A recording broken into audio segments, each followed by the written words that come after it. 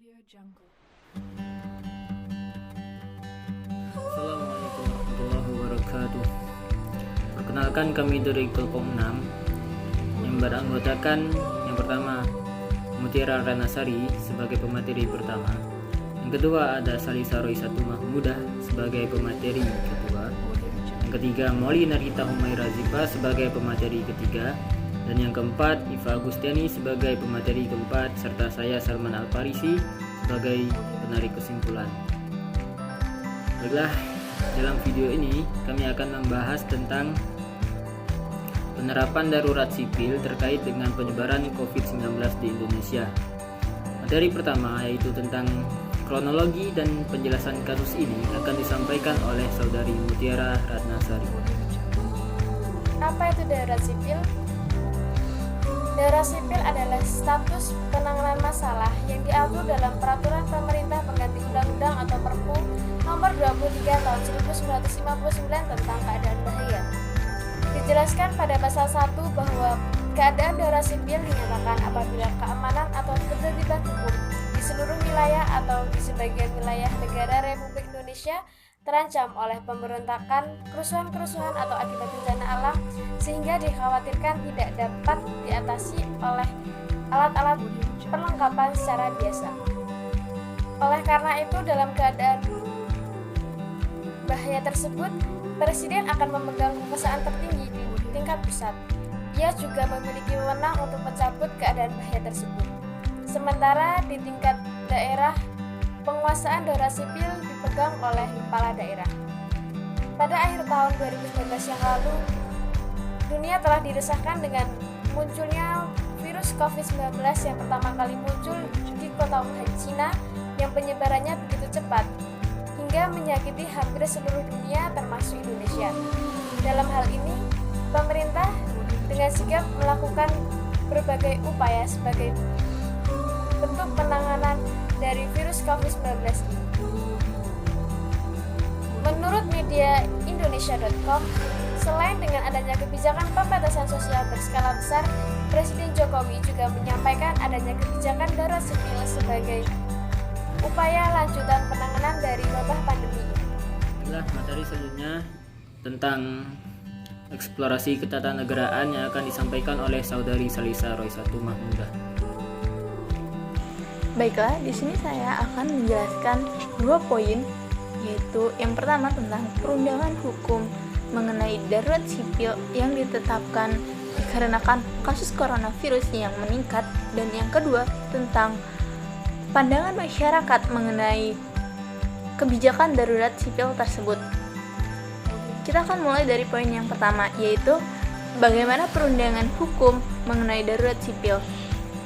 Ketentuan darurat sipil itu tertuang dalam Peraturan Pemerintah Perundang-undangan atau yang disebut Perpu Nomor 23 Tahun 1959. Perpu tersebut menyatakan tentang keadaan bahaya suatu wilayah ataupun sebagian wilayah.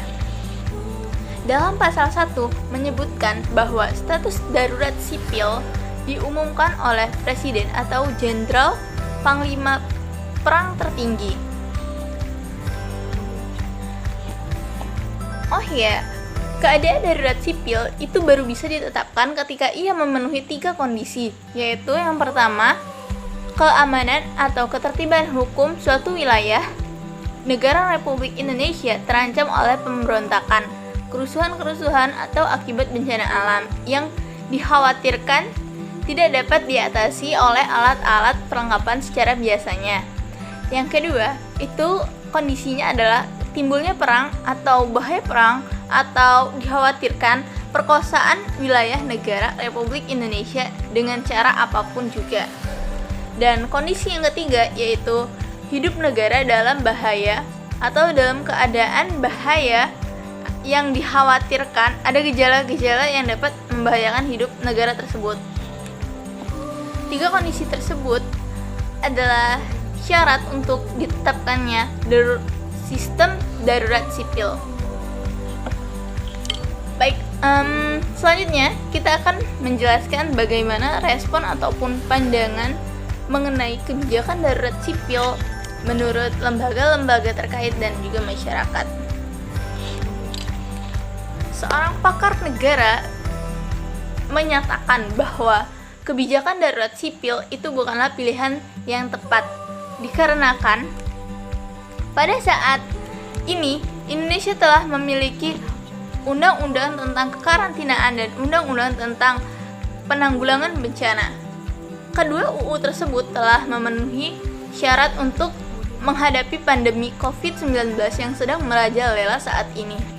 Oleh karena itu, kebijakan untuk memberlakukan darurat sipil itu tidak terlalu diperlukan. Kemudian, Lembaga Negara Indonesia menolak diberlakukannya darurat sipil karena yang pertama itu karena keadaan yang mengharuskan diberlakukannya darurat sipil tidak memenuhi kriteria yang disebutkan dalam pasal 1 yang telah saya sebutkan tadi. Kemudian yang kedua, kelembagaan yang disebut dalam pasal 3 ayat 2 Perpu nomor 23 tahun 1959 sudah tidak cocok lagi dengan postur kelembagaan negara. Lembaga Negara Indonesia menolak diberlakukannya darurat sipil karena yang pertama itu karena keadaan yang mengharuskan diberlakukannya darurat sipil tidak memenuhi kriteria yang disebutkan dalam pasal 1 yang telah saya sebutkan tadi. Kemudian yang kedua, kelembagaan yang disebut dalam pasal 3 ayat 2 Perpu nomor 23 tahun 1959 sudah tidak cocok lagi dengan postur kelembagaan negara saat ini, yang mana tidak adanya menteri pertama di kabinet Indonesia. Dan yang ketiga, alasan Lembaga Negara Indonesia menolak akan diberlakukannya darurat sipil itu adalah karena hak-hak istimewa yang diberikan kepada penguasa darurat sipil baik di pusat maupun di daerah sebagaimana diatur dalam Perpu nomor 23 tahun 1959 justru rentan akan menghalangi peran serta dan gotong royong warga dalam menghadapi wabah ini.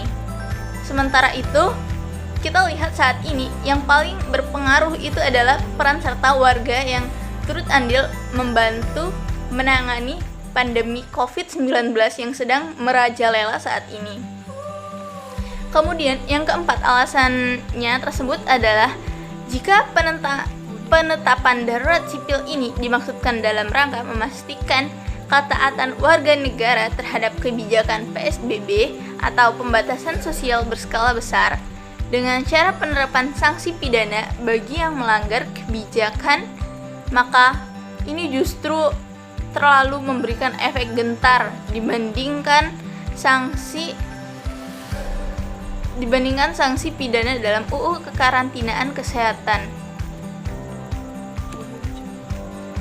Pada poin kedua tentang bahayanya darurat sipil itu dikarenakan adanya hak-hak kepada penguasa daerah setelah diberlakukannya darurat sipil. Salah satunya yaitu membatasi kebebasan para warga negara untuk berpendapat.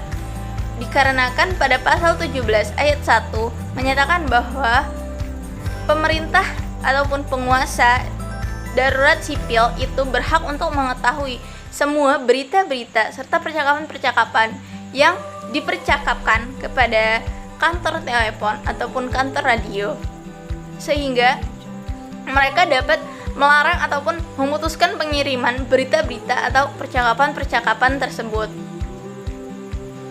Itulah bahayanya darurat sipil, diberlakukannya darurat sipil di Indonesia.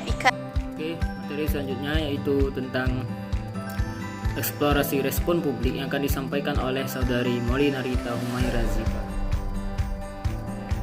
Tidak sedikit respon dari masyarakat terkait penyampaian Presiden Jokowi Dodo baru yang menyatakan bahwa pemerintah berencana menerapkan darurat sipil dan melandaskan Perpu nomor 23 tahun 1959 tentang keadaan bahaya untuk menangani wabah pandemi COVID-19 di Indonesia. Berikut beberapa alasan mengapa masyarakat menolak darurat sipil. Yang pertama, jika dan sekarang bukan merupakan perang konvensional, melainkan perang melawan virus. Tentu perlu langkah-langkah strategis dalam menghadapinya, tanpa mengesampingkan HAM fundamental rakyat Indonesia. Kemudian, jika diberlakukannya darurat sipil, maka pengusaha darurat sipil berhak mengetahui berita-berita dan informasi, dilarangi pemakaian alat telekomunikasi, bahkan sampai menghancurkan alat-alat tersebut. Berikut beberapa alasan mengapa masyarakat mendukung darurat sipil. Yang pertama, agar instruksinya lebih jelas dan tegas. Yang kedua, jika diberlakukan lockdown tanpa darurat sipil, maka daerah bisa minta ratusan bahkan triliunan dana tanpa pengawasan. Dan yang ketiga, jika diberlakukan darurat sipil, maka yang mengatur pengelolaan dananya Pemprov adalah Menteri Keuangan. Materi terakhir yaitu tentang perspektif Pancasila terkait dengan kasus ini yang akan disampaikan oleh Saudari Iva Agustiani. Dalam kasus ini, penerapan darurat sipil telah melanggar Pancasila. Adapun sila yang dilanggar yaitu pada sila yang kedua yang berbunyi kemanusiaan yang adil dan beradab. Hal tersebut dikarenakan bila opsi tersebut diterapkan, maka akan merugikan banyak masyarakat. Selain itu, penerapan darurat sipil telah melanggar hak asasi manusia dan secara tersirat telah merampas setiap hak individu atau warga masyarakat Indonesia.